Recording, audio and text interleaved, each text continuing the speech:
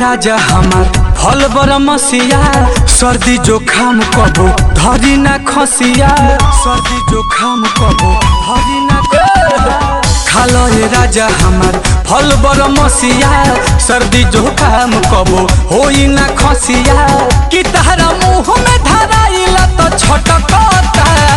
खाला मरत रहे दुनिया यही तो मिलता तहरा यूं तो कहता मिलता तहरा यूं तो कहता खा